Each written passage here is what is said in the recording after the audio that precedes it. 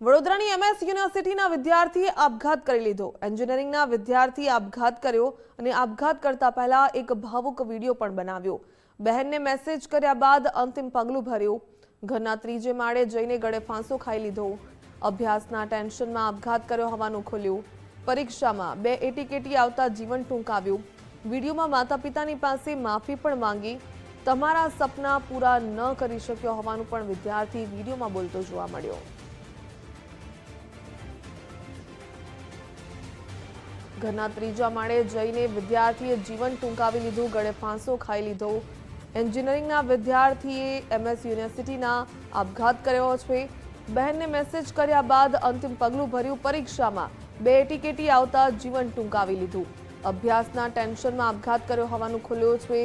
2 ATKT આવતા તણાવમાં હતો આ વિદ્યાર્થી અને તેણે જીવન ટૂંકાવી લીધું। વિડીયો બનાવ્યો છે। આપઘાત કરતા પહેલા માતા-પિતા પાસે માફીની પણ માંગ કરી। વધુ વિગત મેળવીએ સંવાદદાતા અલ્પેશ સુથાર પાસેથી।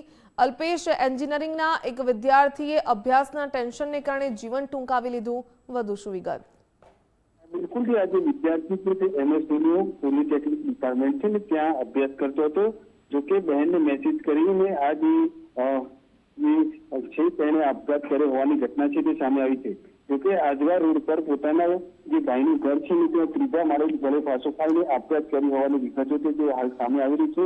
પરીક્ષાની અંદર જે સબ્જેક્ટ હતા કે તેની અંદર એટીકેટી આવી હતી।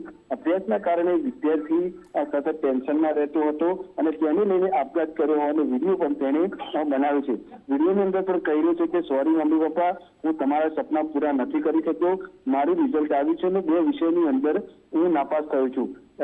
તમે મારા ઉજ્જવળ ભવિષ્ય લઈને જે ઘણા સપના જોયા હતા તે હવે હું સાકાર નથી કરવાનો, કારણ કે મારે જે રીતે અભ્યાસ કરવો જોઈએ તે રીતે હું નથી કરી શકતો ને તેના જ કારણે આ પગલું ભરું છું।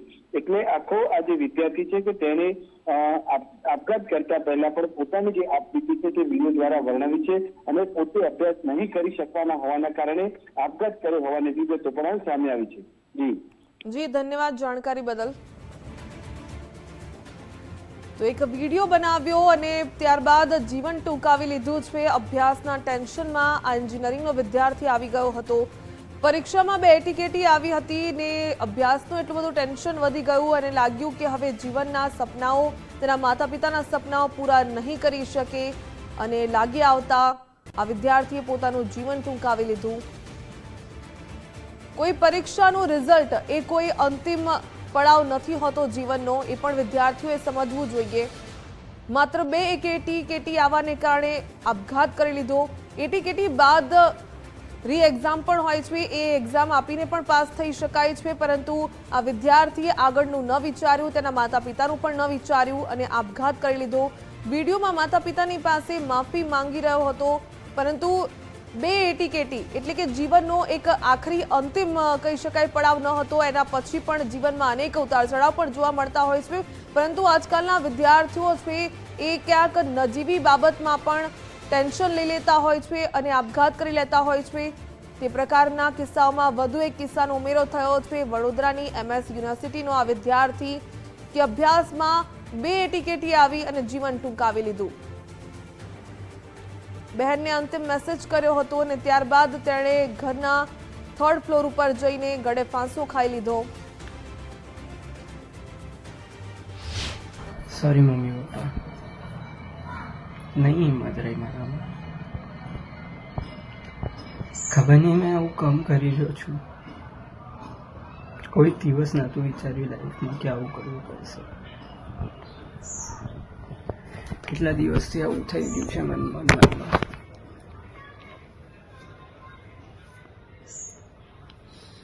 સોરી મમ્મી પપ્પા, તમને આ હાલતમાં મેં નહોતું છોડવા માંગતો, પણ અંદરથી મારી બોડીમાંથી મને જીવવાની ઈચ્છા નહીં રહી।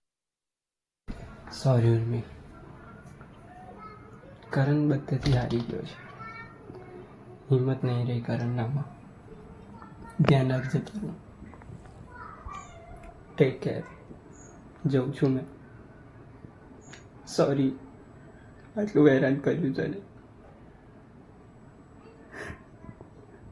હવે નહીં કરું મેં તને હેરાન।